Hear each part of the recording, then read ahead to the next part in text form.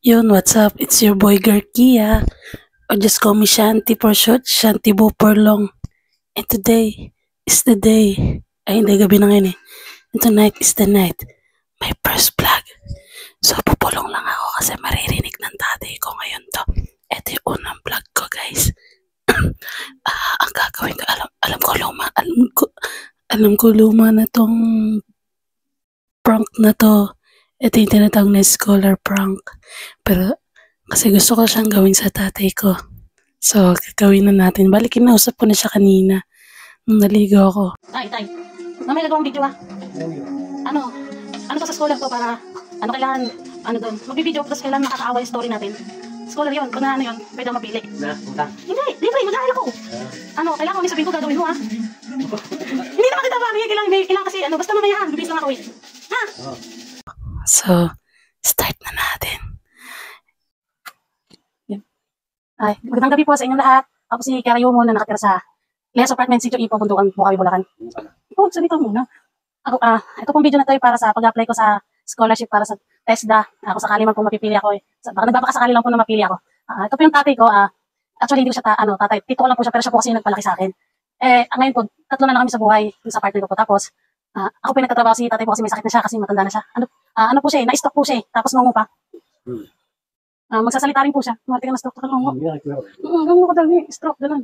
Ngungo, salita ka.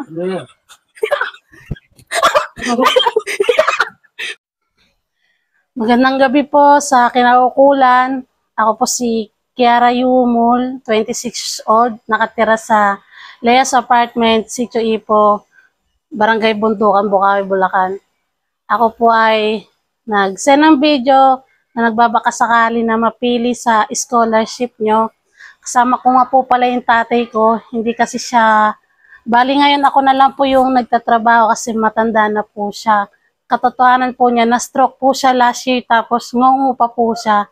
Ngayon magsasalita po siya, intindihan niyo na lang po yung sinasabi niya. Naglawan niyo po siya. Kasi po ako mawala ako Hindi sa gutom. Mga yagas. Hindi lang po ako makapagtrabaho na. Yung katawan ko palagi patay. Hindi ko lang kailangan magsalita Hindi ko na kaya! Prank lang yun! Ay, kaya nga. Kung napadala mo kalipanin niya Hindi! So yun guys, success tayo. Yan. Di ba may mic pa ako?